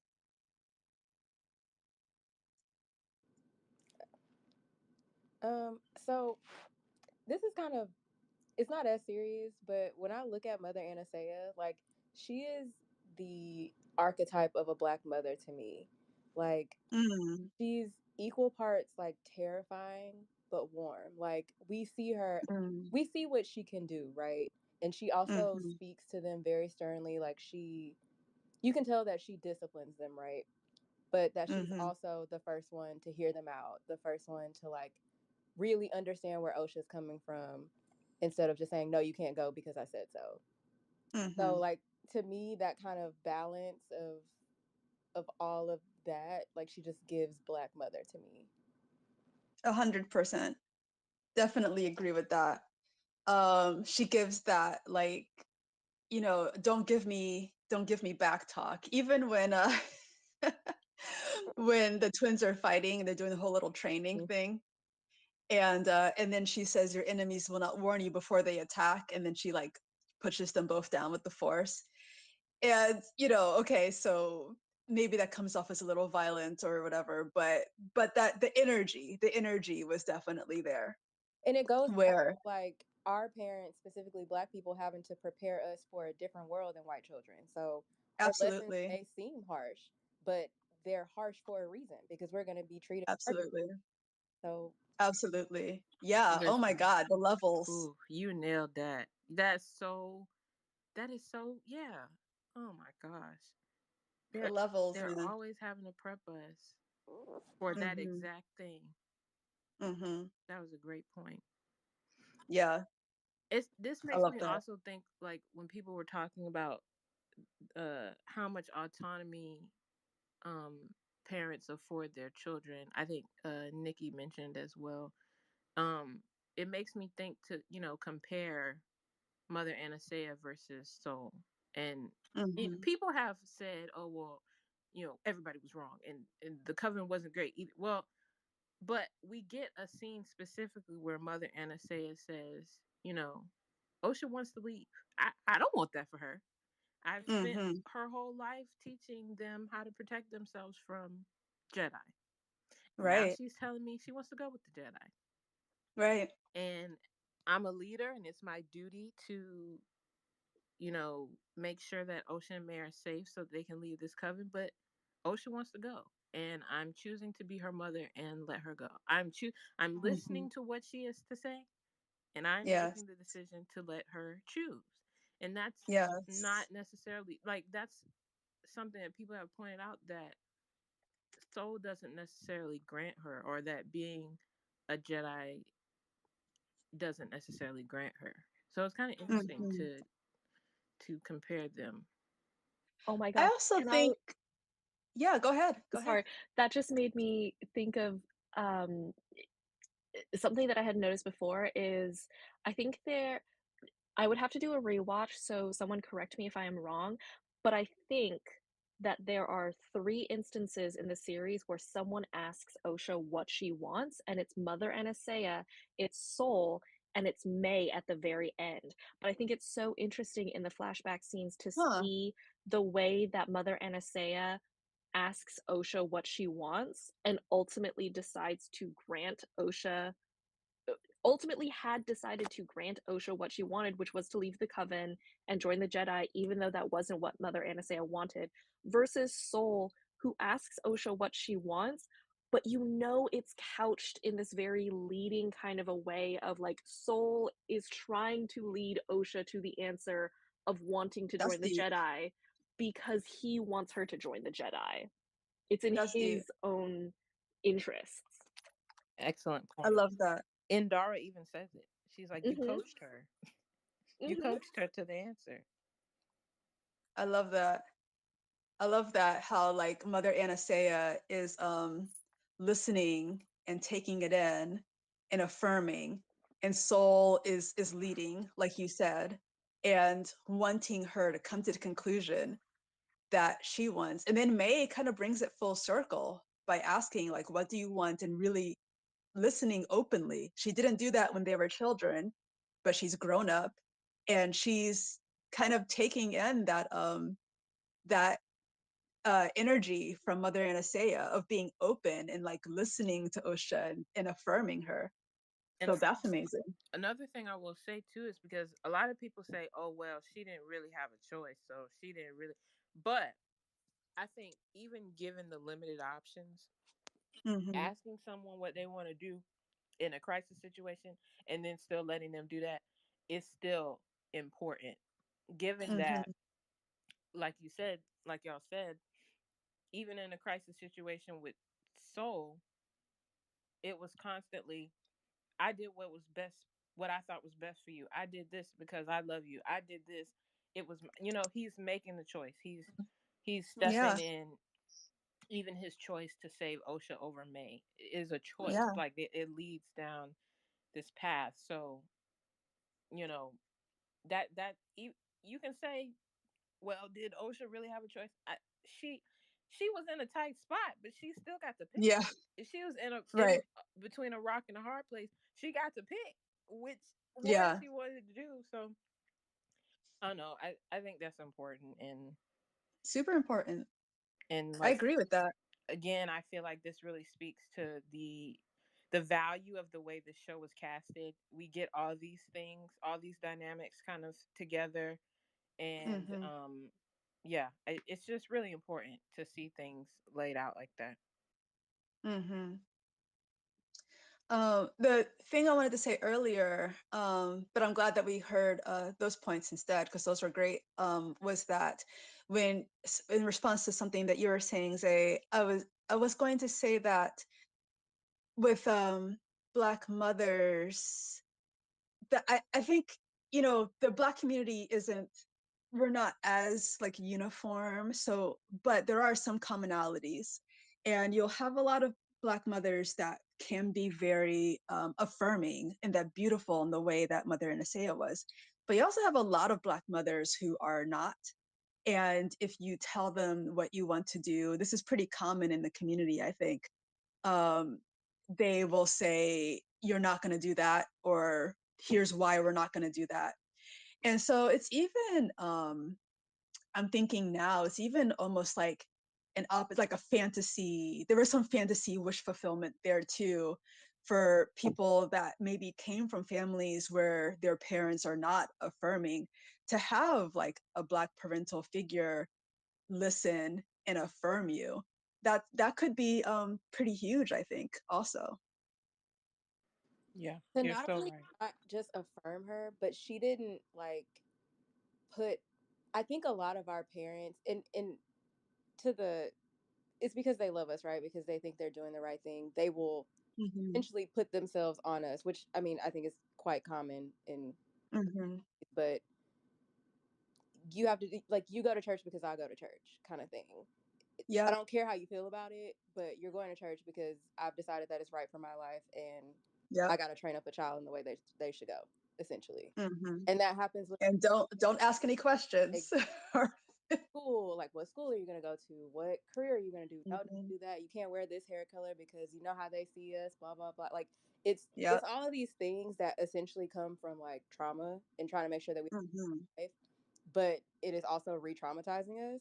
And so, to your Absolutely. point, when I say that she's the archetype of a Black mother, I mean she's the archetype of that kind of Black mother that's going to Hmm. be the first one to understand you, the first one to see you, the first one to Yeah. let you, you know what I mean? Like, Yeah. if Yeah. Hmm. I had that type of mother, and I'm Mm. grateful that I did. Like, my parents were older parents; they had me when they were 35, and frankly, they didn't know what they were doing, but that worked to my benefit because we talked, Yeah. and I was the type of child that you could talk to, and I just wanted to have a conversation about it. Like, oh, I can't go. Why Mm. can't I go? Oh, well, because it's dangerous because of this. Oh, that makes sense. Well, I'll go. That's fine. I love that for you. Hmm. Yeah, Hmm. it's like, That's, I understand how privileged that is. Like, a lot of people don't have parents like that. It also helps that I was the only hmm. child, so Yeah, same. so. But yeah, that's a good point. That like that is very much one side of the coin when it comes to like Black parents. Because she could have very well said, "You don't pay bills in this coven. I don't know where you think you Right. going." I don't know what you thought. Who I don't pay asked you bills your opinion? because I don't think anybody pays bills in this coven. But yeah, nobody pays bills. But you know what I'm saying? yeah, But no, yeah, I could envision it. yeah. Yeah, that's hilarious. Sith Babe said earlier in the YouTube chat, talking about the choices. A rise to the dark side is also taking agency over your own life. Yeah, it is. That's a big agency. Because who's gonna what parental figure, Soul? Okay, maybe Mother Anastasia would approve it, but definitely not Soul. Would not say, yeah, go ahead and be a Sith with this guy. You guys go ahead and train in the dark side together. That'll be fine. So not something that's going to happen usually. And that's also interesting too, because they talk about like the hero's journey and stuff. Sometimes I talk about like tropes in the Reddit for the Acolyte, which is Acolyte lovers on Reddit. I haven't done a tropes post in a while, but maybe I'll do one again soon. One trope is that you'll have a young hero, usually male, and the male hero usually can't take off on his journey until his parents die or whoever's attached to him. Sometimes it's like his wife and child, but whoever he loves, he cannot take off on his journey until that person dies. And we very usually see this with guys. So it'll be like, hey, my parents, and I have a great relationship with them. And then the villain does something. Oh no, my parents have died tragically. I have to go on this huge journey to get the villain back and like avenge my parents and go off on my own. And in storytelling, it's like they almost aren't allowed to be a person until their parents die. Which usually for me is very like disempowering because the parents are awesome, right? It's like I don't want that to be the existence where the only way you can go on your adventures if your parents literally die. That isn't empowering. But sometimes it can be done well. And in this case it was done well.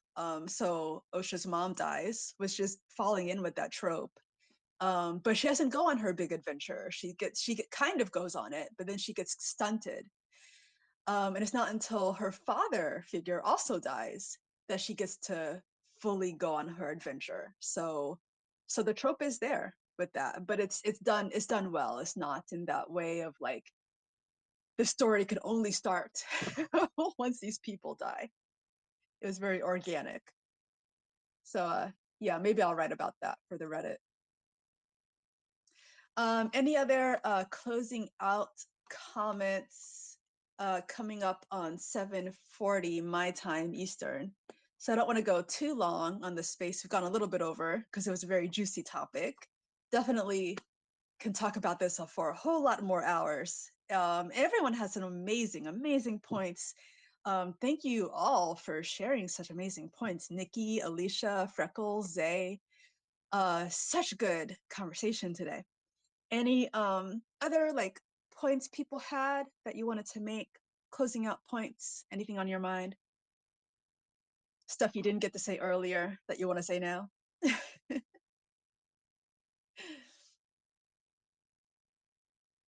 I'm gonna wait. I know someone has something. Usually I fill in the space, but I can feel it. I can feel it in your mind. Someone has something to say. Yeah, any of the listeners, maybe new voices. Yeah. Yeah. Yeah.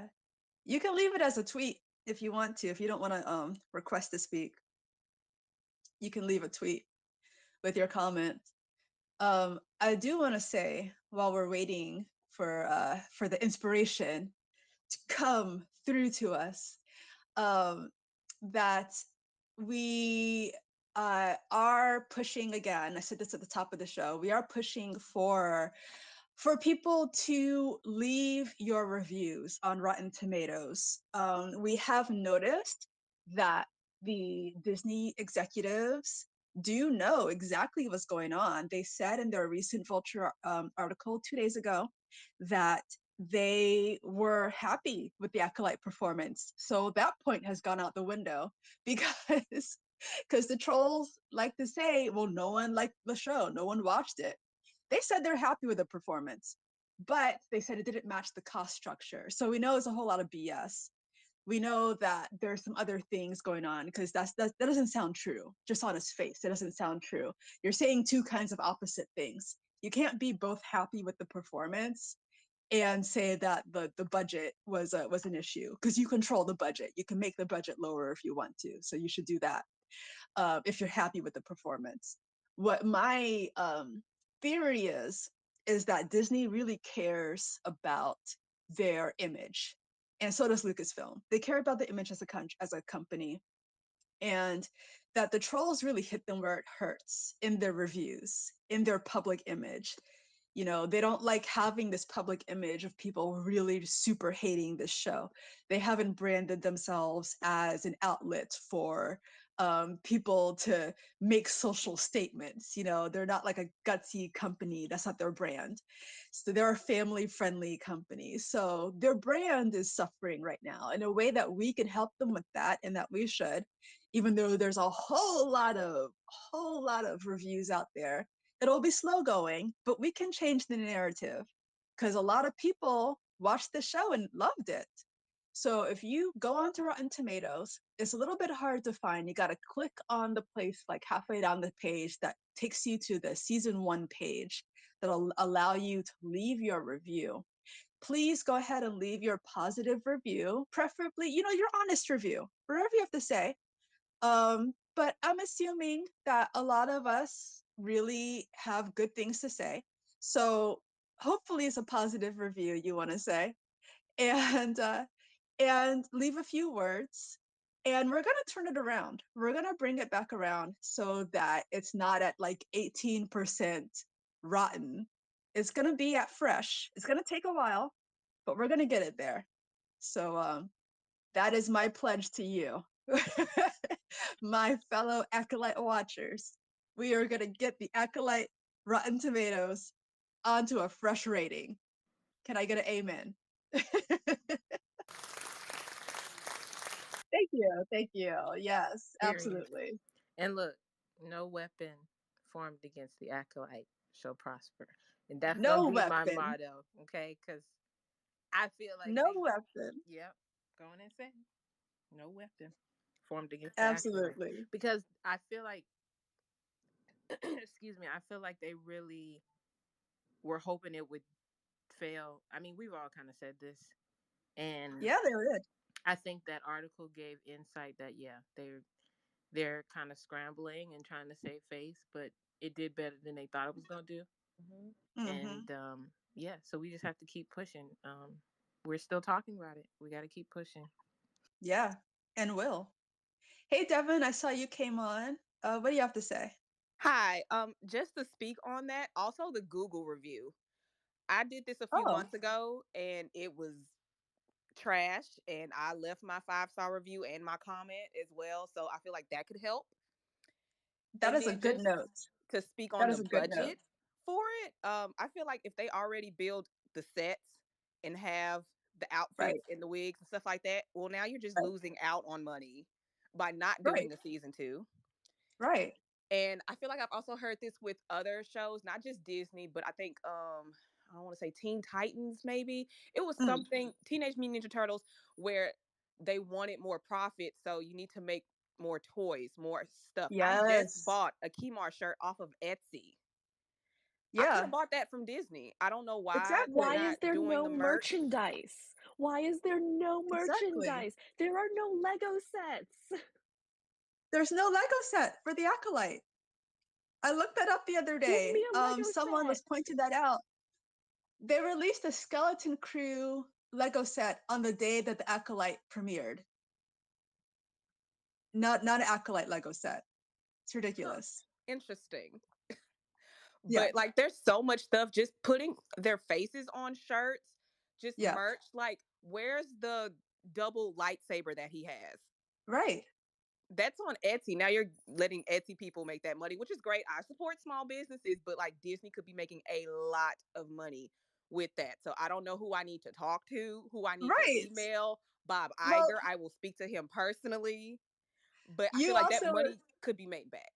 you actually reminded me. I'm so glad that you brought that up, because this is a speaking point that I wanted to talk about, because in addition to the reviews, which we need to have happen, we need to tell them to make us the merch that we want. And there's been some chatter on like Blue Sky a lot recently about how they didn't know how to market the show to this audience, to us. They didn't know how to make the merch that we want to buy. I want all of you that are listening, that are on YouTube, that are listening later, leave in a tweet or in the chat something like your top 1 or top 3 things that you absolutely would buy from Disney if they make it for the Acolyte that is not available to you now, from Disney. And we're going to put this together. We have a plan. We're putting a plan together. We're going to put a whole portfolio together. We're going to get the research. We're going to get the fans to tell us what you guys want to see. We're going to get the top responses, and we're going to tell them, hey, this is what we need. This is what the fans need you to make. We will buy this. We will spend 100, 200, whatever dollars on this in 2025 if you make this immediately. So I need you guys to all go ahead, drop that in the comments, drop it on the tweet, wherever you can type it in, drop it so that we can get that information from you. I know one thing I really want. I am obsessed with the spice creams. I don't know why I'm so obsessed with the spice creams. Every time they're on screen, I would really like to eat a spice cream. I think they missed out by not making us spice creams. Make us some spice creams, Disney. Why is that so hard? We need a recipe book. I want to know We need a the recipe soup. book. I want to know how to make spice creams. I don't Yep, make up some other foods to put in there. I don't know. yep, They could also put yes. those in Galaxy's Edge. I'm going to Disneyland next month, and when they see me with my Exactly, Kmart shirt on, then they gonna know. exactly. They gonna know. And I would also Yes, like to see him as a face character walking around. Granted, it doesn't fit the me time too. period. I It don't should be care. fine. I don't care. But It when I should take be a fine. picture with Ray in my shirt with Kmart on it that says he could fix me, then they're gonna know. Yes, they can make it work. You said they're gonna know. You will fix me. That's amazing.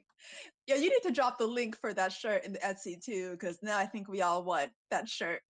You can I'll fix post me. the picture. It originally said I can fix him, but I asked them to change it because he's perfect the way he is. I don't want to fix him. Actually, I could make him worse. But I will post my shirt. Devin, that's amazing. He's perfect and I can make him worse. Oh my goodness. You're hilarious. I love that. Thank you. But he will also be seeing me in that shirt at the next con. Hopefully, Yes. Dallas Fan Festival, Fan Expo in May. I'm hoping for that one. He's going to one in New Orleans in January, but I Uh-huh. just saw him in October and I need to be responsible with my money. Uh-huh. So I'm telling myself no. But he will see me in that shirt Amazing. as well. I'm so mad. I'm going to New Orleans the week after, I think. Shut up. I know. So mad. I always miss That's him. so cool. We have someone said in the YouTube chat that they want a pip droid. I want a pip droid. I need a pip droid so badly. Oh my god. I need spice creams and a pip droid. Yeah. Amazing. So good. Any other comments? Here's about winding up now. Any other comments y'all got? I kind of want to just make a little rant a little bit to bring the point back to the budget conversation, because Right. I just think that is such a disingenuous argument. And I mean, Yes. we're all aware of it, but it really is, because, like, I understand, like, it's a significant amount of money, but this was your flagship show for this new era that you are exploring, which is the first Yes. thing that you're exploring outside of like the Skywalker legacy set Right. 100 years before. So no one who hasn't read the High Republic novels is familiar with this. So you had to have all new technology, all new sets, all new costumings, all new like cast and crew, and we did a bunch of practical sets as well, and Hmm. uh practical effects, and they Yes. had like created new types of lightsabers, and there was a report that they paid their cast and crew fair wages. Right. Amazing. What a concept. So Right. of I course love it that. makes sense that like the budget would be a little bit larger for this, again, flagship show for this new era for the first season. Yes. The season 2 Right. budget would have been significantly lower because now you've already like set up the costumings and the sets and everything about that. Right. And it, it sorry, I get so mad about the budget Yes. argument Me because too. it's what, like $200 million or something like that that's reported and Uh-huh. whatnot. I'm like, okay, but you just reported that we're paying Robert Downey Jr. $100 million. Right.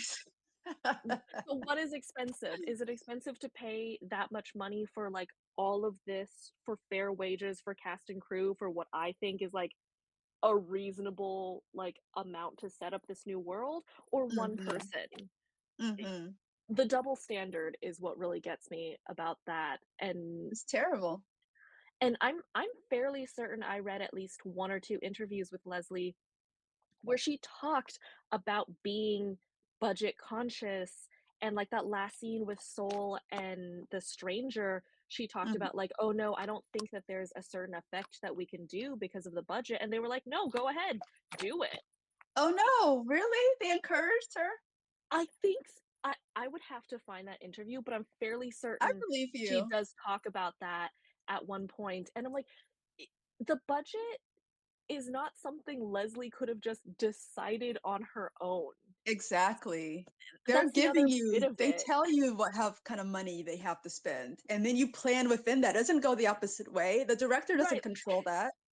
Like they're scapegoating her in the Uh-huh. media for it, but So that's not awful. something that like she did on her own. Exactly. Alicia, Like you every had some awesome threads about this on Blue Sky too. I don't know if you wanted to jump in about the budget. I don't have anything new to add. Everything that Nikki said, I completely agree. And it makes me Yeah. really mad because I do think that they are trying to find a scapegoat. Mm-hmm. And Leslie is the person that they are using as scapegoat. So, Mm-hmm. yeah, I think it's really enraging. And yeah. I loved your points about like corporate speak or something like for the article, because it hit home for me that it was just like it was just corporate Well, speak it just said no. what they It were didn't. doing. What is a cost structure? Like, what do you say? Like, I don't know. Like, it just whatever that this person said. Like, it just was a whole bunch of nothing. It was just bullshit. Like, you didn't say Mm, anything. Like, I don't know. I just really mm, I hated when I read that article. Like, oh my god, I was so angry because it's just like it's so transparent that this guy is like just speaking out mm, of his ass and like I don't know, like mm. it's just it to me it's so transparently like okay, like let's use this confusing corporate speak to Uh-huh. make it seem like okay, like we know what we're talking about, and like yeah, this is going to make it was totally the budget, and it was just like reinforcing like things that we've already heard that we Yeah. know is bullshit, so with the budget and like performance and whatnot. But like yeah, I mean I there's just no other way to describe it except bullshit, and it just makes me very very angry. And Mm, they were talking in circles. It was Yes. literally a bunch of nothing, like you Yes. said. And mm, and I definitely do remember Leslie saying how much support she just got from everybody, mm, I feel like I definitely remember her talking about the budget as well, like, oh, I wanted to make something, and they were like, do it. Like, she mm. was Yeah. absolutely a scapegoat because Mhm. after episode That's 3 terrible. aired, they went on Instagram and were immediately like, "Oh, she's trying to throw Dave under the bus because she says that she asked Dave for advice about the witches." It's like, are y'all really serious right now? Like, Wow. What the yeah, hell? yeah. But they're scrambling because Yeah. they're fully aware of all the articles that are coming out speaking positively. They're fully aware that Hmm. of the two live action shows they released this year, only one of them is trending. No shade. Yes. And they're No fully shade. aware that people are still talking and watching the show, so they don't have nothing else to say. That's why all the Mm, man could say was, "Oh, we'll see," because they don't know what they're doing. right. Yeah, it just bothers me because like they just so clearly don't know what they're talking about, and like they don't know what they're doing. And like I think, Mm, even the whole budget thing, like even if that was true, that it's like, oh, like it didn't meet the supposed like cost structure, like okay, then like everyone has been saying, like reduce the budget. Like their hands are right. not tied. They're Disney. Like I Right. don't buy that they can't do that. So like Make it a what's more reasonable budget for you, even though I don't right? think that 230 million should be unreasonable for them in the first place. Well, and But I feel like I don't know, like even yeah, I agree, but it's just like also even season one of the Acolyte, like I think that we can see that like all whatever was spent, we can see a lot of that in the practical sets and the costumes, and it like to me yeah, like it showed in spades that like it was used well. There was money, it was a budget well spent. Um, right. but like yeah, I just there's just even if like the whole yeah again with the budget, like even if that was true, like then change the budget. And to me, that's just it makes it more obvious that there are other nefarious reasons why they did not um, end up, renewing Acolyte or continuing with season two. So yeah, I think Yes. it's just there are nefarious things going on. And Yeah. people are calling them out. So I don't know how much longer they're going to be able to tout this stuff because people aren't And buying it. Right. it's gonna get worse because more people are watching the show because we keep talking about the show. I just saw the shirt, Devin. That's so funny. I'll post it to the space. That's amazing. He could fix me. Um, but yeah, more people are gonna keep talking about the show, and it's gonna get more and more fans, like it has been. So, Disney, you're just making yourselves look weird right now because, this isn't gonna, it isn't going to like die down. This isn't gonna disappear. Everyone's kind of shocked and appalled of what you've done. And it's kind of a stain on your legacy that you can still undo, and you should undo it, but this was a misstep. This was a giant misstep. So They got time. All I'm saying, come correct on Star Wars Celebration. Come correct. right. I'm not gonna forgive Exactly. y'all, but y'all can come correct. Exactly. When I'll is be that? happy. April Yeah, April 18th through the 22nd, I think. in Japan. Hmm. So yeah, that's what they need to do. They need to fix that. How about that? Right. Sith Babe said in the YouTube chat, Disney is moving like private equity. Squeeze as much as you can from a beloved project until there's nothing left and then move on. Oof. Yeah. Yep. That's painful, but that's exactly what's happened. That would really suck, actually. Right. Right. Ugh. Um so yeah, okay. I'm gonna wrap it up there, I think. Yeah, it's almost 8 o'clock. Amazing. You guys are so amazing. Amazing space, amazing chat. Thank you again to all the panel speakers. Thank you so much. Thank you for your well measured and well thought out thoughts and all this juicy conversation we've been able to have because you're smart people. I love that. You're so smart. Acolyte fans are the smartest. I'm convinced. We are. And Acolyte haters have a little catching up to do to our intellect. Yeah, I love that. Zay on the sound effects. Thank you, Zay, for the show topic today again. This was a great topic, and so you've got some great ideas. Love that. And thanks to everyone listening on YouTube and filling up the YouTube chat. It was crazy today. Could barely keep up, but I love that. And we are going to wrap it up there. We will be back here next week, next Saturday, same bat time, well, same Acolyte time, same Acolyte channel. I will be actually streaming on Twitch. I'm starting my Fallen Order playthrough, so you'll be able to catch my live Fallen Order playthrough on Twitch on Sunday and Monday night. If you want to support us, head to savetheacolyte.com.